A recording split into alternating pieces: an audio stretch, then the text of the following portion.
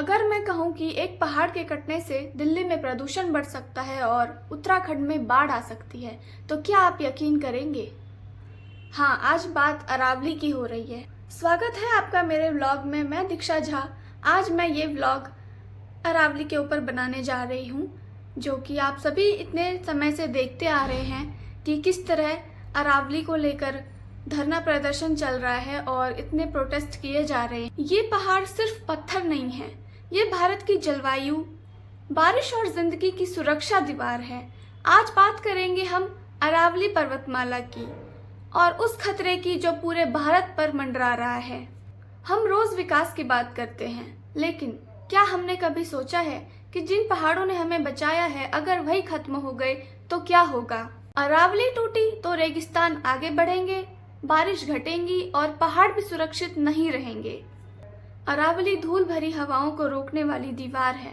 अगर ये हटी तो दिल्ली एनसीआर में डस्ट स्टॉर्म और एयर पॉल्यूशन और ज्यादा बढ़ जाएगा। अरावली के टूटने से सबसे ज्यादा नुकसान किन राज्यों को होगा? दिल्ली, हरियाणा, गुजरात, राजस्थान और मध्य प्रदेश। जंगल तो खत्म होंगे, साथ में वन्य जीवों को भी नुकसान पहुंचेगा। अरावली के कटने से ज्योग्राफिकली भी इसका बहुत बड़ा नुकसान है।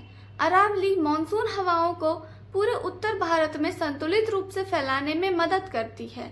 इसका नुकसान उत्तराखंड को भी देखने को मिलेगा। अगर अरावली कटती है तो उत्तराखंड में अनियमित वर्षा और कभी कभी बिन मौसम बरसात भी देखा जा सकता है।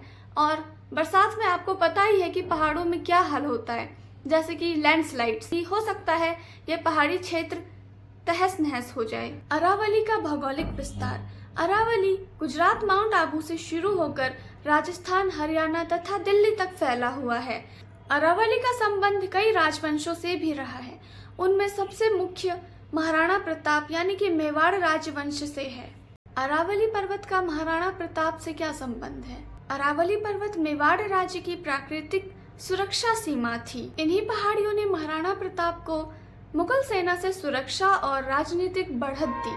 हल्दी घाटी का युद्ध। हल्दी घाटी इन्हीं पहाड़ियों के बीच स्थित है।